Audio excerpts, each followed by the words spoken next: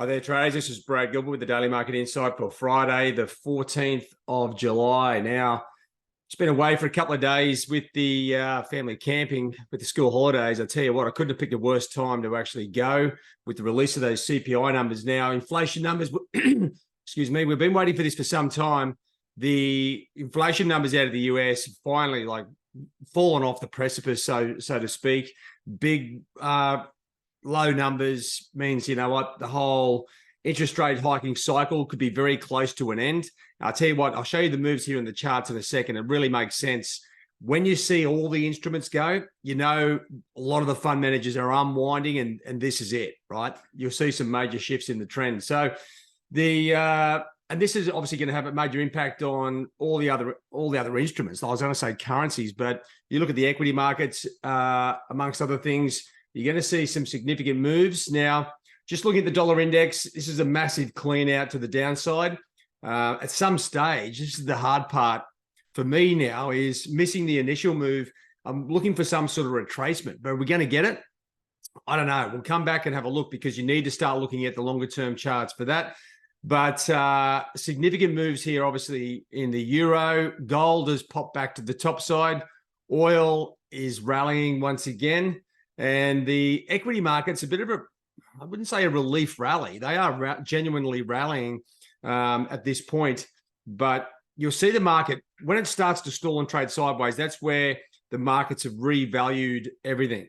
Okay, you still got the crypto sort of just trading sideways with the odd crazy blip to the top side. And if I just come over here to the currencies, it's I mean, if you're like me and you're away, this is really hard to watch, because you obviously got the dollar index down, like dollar yen, the BOJ. We're giving us some signals here, but don't beat yourself up here. This was pretty hard to predict when this was going to happen. Obviously, the CPI is the key to it, and then you got dollar Swiss really falling aggressively, with oil rallying and the dollar falling, dollar CAD, and the Bank of Canada raising rates. A natural trade to the downside, and then obviously euro, sterling, Aussie, Kiwi, all going through the roof, right? So what does that mean for us? Well, the dollar is on the obviously a bit on the, not the rampage, it's obviously the reverse of that. So but let's get over here to the main data releases.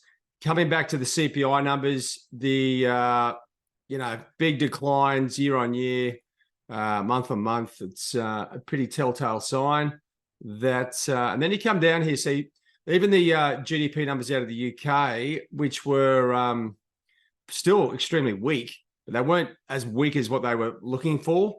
And that's still had sterling moving to the top side. This is all about a dollar move at this point. So when you come into today's trading, you're really looking for any sort of more confirmation that the dollar is overcooked. And that's what we've got. So you got the University of Michigan sentiment numbers here, the prelim numbers, not so much the trade numbers, but just keep a close eye on things, because once these instruments do move this aggressively, rarely do you see them sort of come back, and you get a chance at the ideal level. That's why looking at those numbers is very important.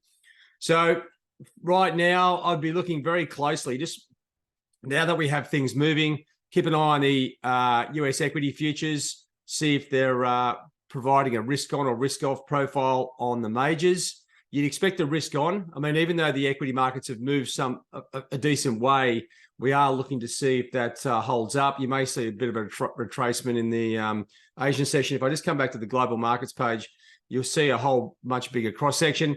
So keep an eye on the North American equity futures going through the Asian session for potential direction on the majors. At the moment, the equity markets are having a pretty good old time of it, with those weak US numbers filtering through the global markets. If anything, you're looking to sell dollars and get into some trend trades. Actually, one last thing I wanted to show you was the coming back to the charts. When you are looking at, say, some of these instruments, I'll just show you a couple here. The dollar index, okay, on the hourlies, you can see very clearly, and that's no easy trade there, tricky price action, but where it's collapsed. But overlaying that with the daily charts is where you're going to see the clear entry points, right? And And as it is, we've got the clean breakdown here through 102, sort of what 30-ish, and then obviously down through 100. This may create big round number, some sort of traction, but the dollar is heading south once again. And if you have a look at euro, same sort of profile, obviously, but opposite, then you've got it moving higher, and you can see here exactly where it is. It's blue skies. I think the next trend line really comes into play around 117, right? So it's got a lot of room to move. If you like, the easiest trade here right now is to find some European data or ECB releases that are positive. You're going to see a much easier move to the top side following the path. And that's pretty much the same for sterling, Aussie, Kiwi, CAD. Okay, the dollar is negative. If we get some positive data out of the other ones, you'll see an easier trade on those instruments. All right, guys. Well, that's it for me. The writing's on the wall. Just keep a track of what's coming out and follow that weak dollar trend from here. All right, guys. Have a good one. Cheerio.